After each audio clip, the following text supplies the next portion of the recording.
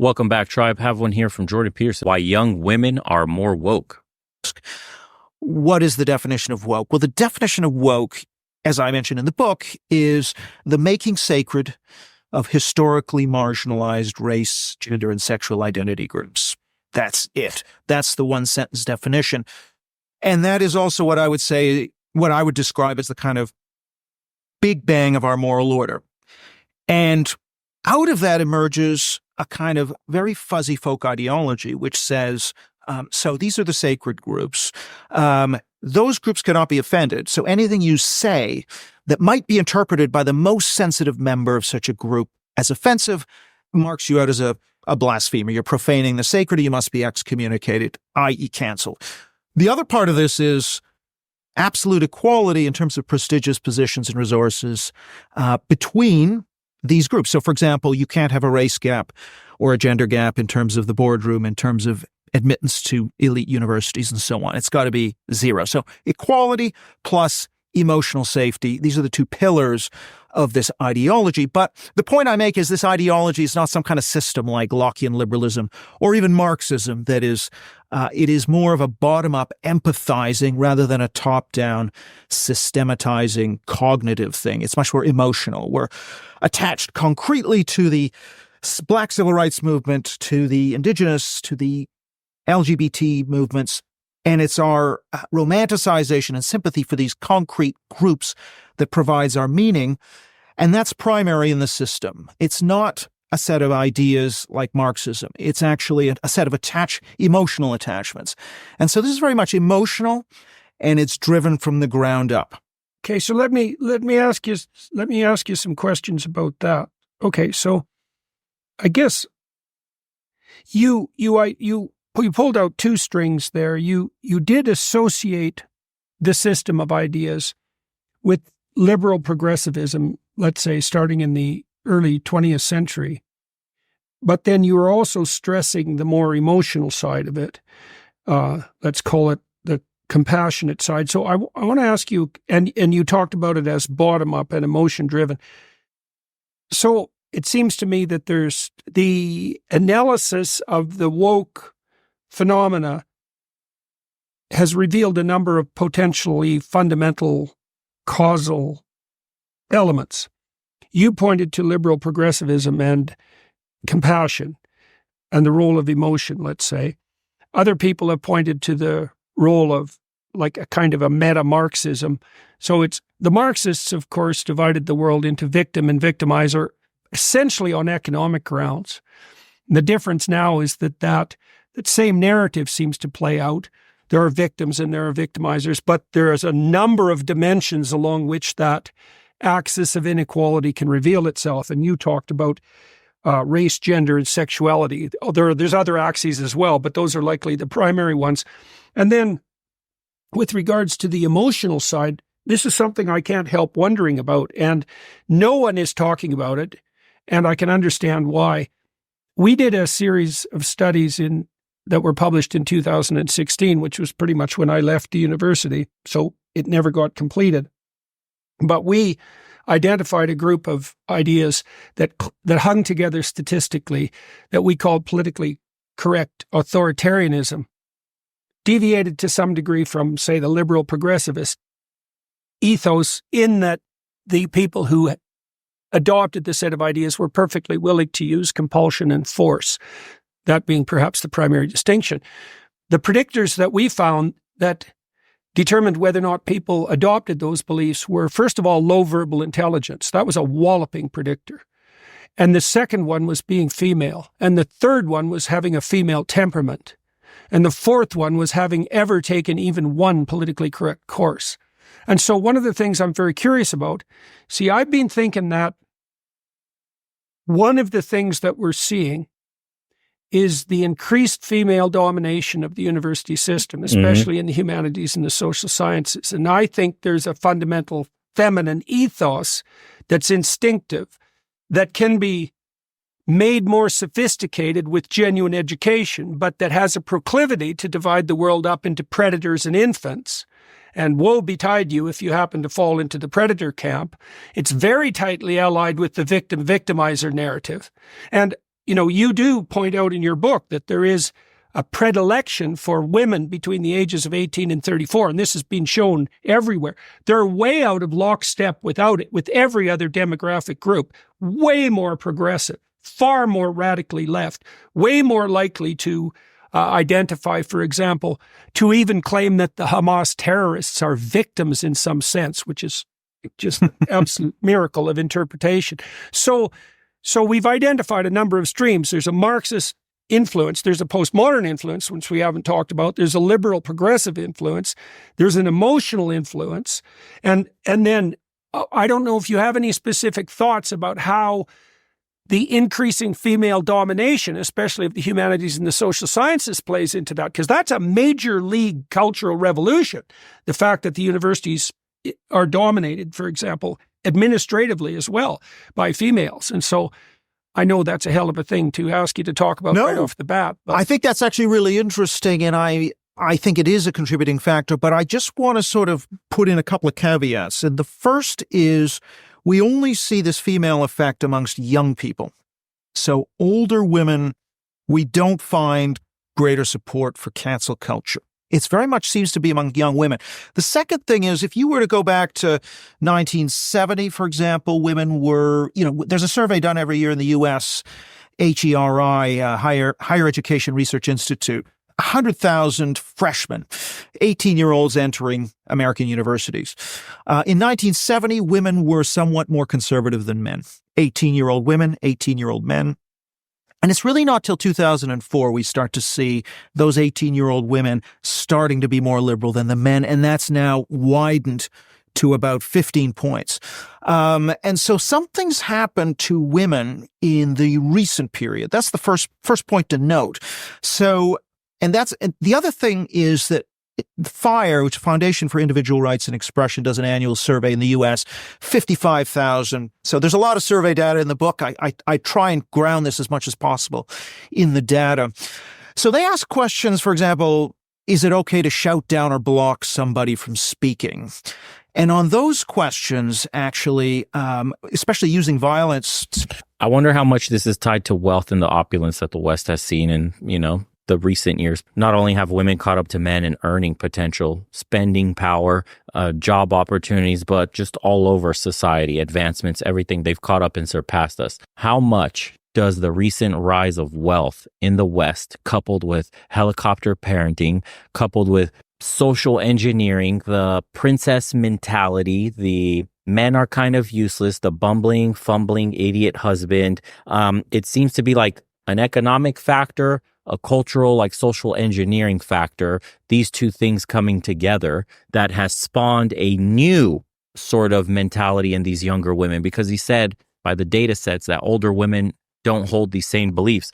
Well, older women were raised to appreciate men. Were still raised in nuclear families where their fathers were present, and they got a great example of what a man is capable of at home and what a good man should bring to the home and how they should value and interact with men. We are also, again, those social pressures I mentioned, increasingly growing up in broken homes, in families where fathers aren't present. And how much of that becoming a societal norm, how much of the social engineering where the media companies, the culture from media down is telling you that men are dumb, men are useless, men are incompetent. And then you factor in economic issues that we're facing today, inflation, stagnant wages, and all that stuff that is keenly felt by the younger generation of women because they've grown up in the system and have attained the least amount of resources. And what does that do you think, to their liberal, progressive agenda, their needs in their current moment, 18 to 34-year-old women, where they depend on the government the most, need government help. There's no men present in their lives whatsoever.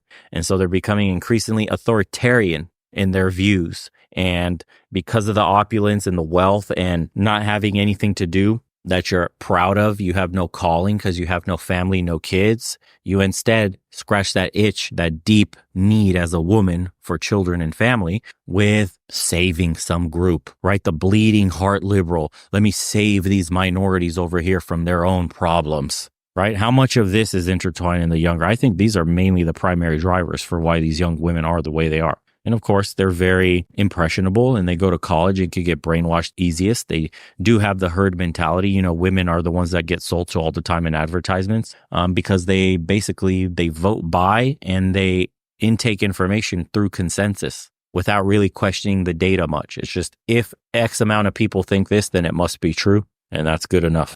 To prevent somebody from speaking. Women are less likely than men to support that. On blocking, they're about as likely. Where women really stand out is, should a speaker come to campus who wants to say something that might be offensive? So, for example, that says BLM is a hate group, that says trans is a mental disorder. There you see a big gender gap.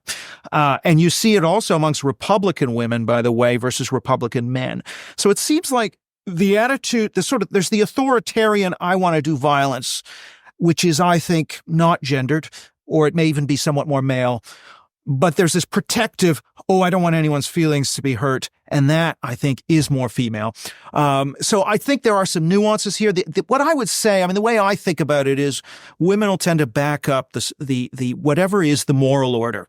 If the moral order is a woke moral order, they'll back that up. If it's a religious or patriotic moral order, they'll be more likely to back that up. Whereas men will be more likely to be the contrarians. I think because it's, people will talk about, well, women are more compassionate. But the point is, compassionate to who? Like, compassionate to... Well, that is the point. That's for sure. That's the point. Right. So compassionate to the transitioner or the detransitioner? Compassionate to the biological male wants to enter a woman's shelter or a woman's prison, or the women in the prison? The ideology is what tells you who to be compassionate towards. So if we go back to the liberal progressives, Jane Addams was relatively pro-lynching, or at least thought that wasn't a bad idea, because she was very, very empathetic towards white women. And so she was willing to accept that there were these black male predators and buy into that framing. So what I'm just saying is, I think what's happened is an ideology has crept in and told women who to be compassionate towards and who not to care about. So your point fundamentally is that, I believe, is that the ideology specifies the victim-victimizer dimension and identifies the victim. Now, do you think it's... And this is making sense to me why media, why government, and why corporations are catering so hard to women's interest and women's economic power. They do control a lot of spending. They're the largest economic bloc in the United States and probably in other Western countries now too. They're just as, if not more educated than men on average. And they're catching up in salaries if they haven't already surpassed them. And they will soon. Majority of the campuses are now overwhelmingly women. I wonder, because of this economic and voting bloc power, that society has now started catering to the feminine side so much, and that's causing this imbalance in the issues and all the degeneracy and the crumbling of the economy and social order in general. It makes a lot of sense. If I'm the government, I want to pander to women. If I'm a social media company, women use apps all the time. They're on their phones all the time. They consume things like Instagram and all that stuff all the time. I would be catering to women. Dating apps, catering to women. Companies, if I want to make a ton of money, who has a lot of earning power nowadays? Women. So it makes sense why we live in a femme-centric society. That's why we call it gynocracy, because it is catered to a certain side while completely ignoring the other. If you're a man and you have issues in the world today, pull yourself up by your bootstraps. If you're a man and you feel lonely and like things aren't fair, get over yourself. You're a man, you've had power. We're under the patriarchy. You're not a real man. Yada, yada, yada. They'll deflect and shine that light of, you're a man, get over it, onto you every single time there's a problem. And so it's causing an increasingly amount of men feeling isolated and disconnected from society. And boom, you get a public tragedy. Or you get millions of men checking out and saying, I'm cool on that. I won't participate in the system. Or passport bros becoming a thing and just going on to other places of the world to live and spend their money. And further dividing society in general, because we're catering to that one side. And so the younger men today that are being raised in a more and more radical environment that's more and more femme-centric and toxic for men has spawned the, quote, doomer mentality in the young guys that we're seeing today. Most of the doomer types are the young men. Dude, these guys are 14, 15, 16, 17, early 20s, and they feel like they have no shot. They don't know. They don't belong anywhere in the world. They have no friends. Their friends are all online on a video game. They consume adult entertainment complete disconnect, complete hermit lifestyle. And how do you glean an ounce of motivation or discipline for that kind of life when everything seems hopeless and nobody's willing to listen? And they wonder why channels like this exist. They wonder why content like this is so popular. They wonder why the left-leaning liberals and the progressives can't seem to galvanize a young male voter base. They wonder why they're falling on deaf ears and young men don't resonate with their message whatsoever. It's like, I'm spilling it out for you here right now. Men aren't being heard. And every time a man speaks up that he has a problem, you discount all his problems. You shove them aside. His feelings don't matter. He's a man. Don't dare complain. You've had generations to get ahead. You don't know what it's like to be a woman. The patriarchy, men rule the world. You know, it's like completely discounting all your problems. You're a man. Get over it. But also that's toxic because you need to count, because you need to speak about your feelings. But also, that's kind of lame. What are you, soft? Where are the real men at? I just want a strong man. It's like everything they say is completely contradictory. So when we did our study, it was agreeable. I said it was being female and having a female temperament. Those were both predictors. We never saw that in any study we ever did, looking at what predicted beliefs. For example, if we controlled for temperament, sex had no effect. But that wasn't the case in this specific situation, which I thought was extremely telling. And it's also very interesting, as you pointed out, that it's young women in particular. And I can't help, as someone, psychoanalytically influenced, I can't help but think that a fair chunk of this is misplaced maternal instinct.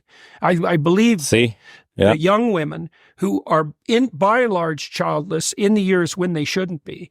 I haven't seen this reacting blind to it, but he's got the same intuition I do. It's the misplaced maternal instinct. That's why they say cat mom, dog mom this, mom that.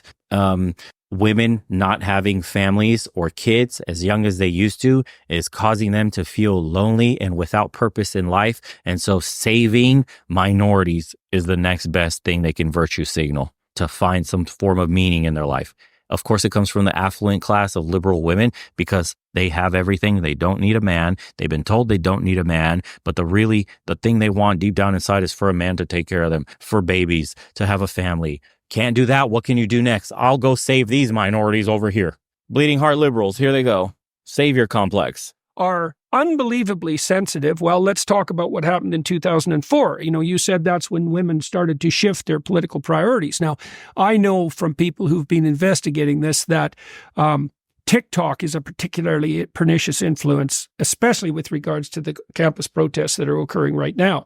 And the TikTok short videos that are fostering the campus protests, at least among women, focus on compassion for the war victims to the ultimate degree, and they seem to be extraordinarily effective. But there's a real problem here that needs to be wrestled with, because if it is the case that young women are differentially sensitive to a certain kind of propaganda, and they also increasingly occupy the majority positions in university institutions, for example, then we have a whole new kind of social problem on our hands. Because it's only been in the last 30 years that we've had the opportunity to see what female-dominant large institutions would look like, right? That's historically unprecedented.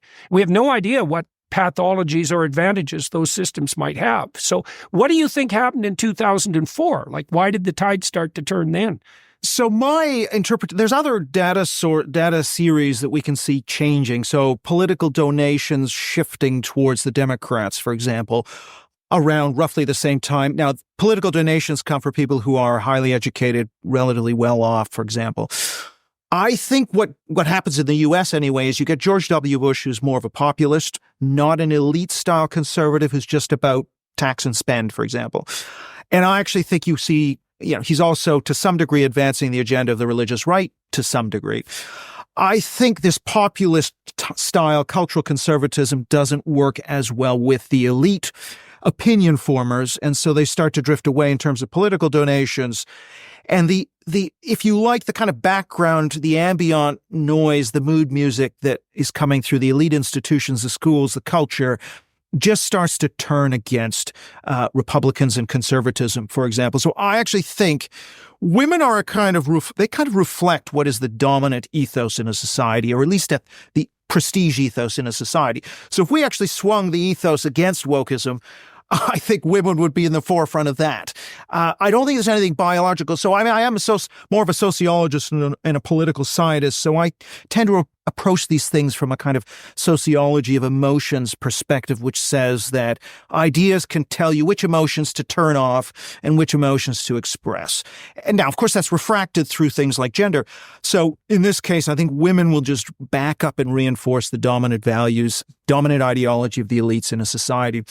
So I'm not as convinced. Why the elites? Why do you think it's okay? Why would women specifically back up the dominant ideology of the elites?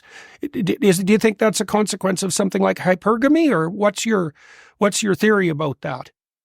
Because it's weird if they're also standing up for the underdogs. Is it that they accept the elite differentiation of who's an underdog and who's a power monger, and then why is that associated with youth, let's say, with women? I'm trying to disentangle all that. Well, I think there are a couple of things. I mean, one is the education system, which I think shifts in this direction in a big way. I mean, it was there in a few radical centers like Berkeley and the Toronto District School Board, Greater London Council. So you had these crazy places. But what's happened is a scaling up. So what my book talks a lot about is these ideas actually go back quite a long way, but it's the scaling up. Now it's in every school. So I did a couple of studies with the Manhattan Institute. 90% of 18 to 20-year-old Americans that I interviewed, sent the survey to, said that they had encountered at least one critical race theory concept from an adult in school. In Britain, it was about, it was a majority as well. Not as high, but a majority. So it's hitting saturation level. So that's what women are getting in class, and then they see it in the institutions, that maybe in the workplace, in the government. So they're seeing this thing, DEI, everywhere. And so they think, this is the way you have to be a good moral person. And they simply reinforce those values. See what some of the comments say. Yeah, other people are catching on to what he's saying because they don't think independently and are easily influenced by others. My dad was always telling me to think, focus, and not to be influenced by others. Actions have consequences. It was always the women, and above all the young ones, who were the most bigoted adherents of the party. I remember this sentence. The swallowers of slogans, the amateur spies, and nosers out of unorthodoxy. George Orwell, 1984. Man, how right he was. Nobody who whines about the rights of indigenous people is ever concerned about the indigenous people of Europe and the UK. Woo. Wokeness is rebellion masquerading as virtue. Idealism over realism is a big problem right now. Women tend to support the established mental order, the established moral order, while men tend to be contrarian. I think this is the most significant statement in this entire video. That is the truth. Not even the greatest dystopian sci-fi writers could have predicted this woke matriarchy, where feelings and emotion overrule logic and rationalism. Ideology tells you who to be compassionate to. There's a profound statement there. Being a woke woman is like a member of a club where you're always right and you have seemingly unlimited support by your peers. Support that manifests as social lynching and canceling of people who threaten their cult. Way to put it there. There's a big push for marriages to get divorced instead of staying together. I grew up hearing kids are happy if their parents are happy. Well, when marriages broke up, the fathers were legally removed from children. Mom almost all the times got more custody than fathers. So now you have children growing up without fathers. Boys became beta males since they didn't have father figures to look up to, and girls became deeply resented against men. Yeah, some of the stuff I think I touched on earlier. Those are mostly the factors that are driving all of this today. And if we don't fix the home, if we don't fix having fathers present in a nuclear family, I think this society is going to eventually burn itself out and crumble completely.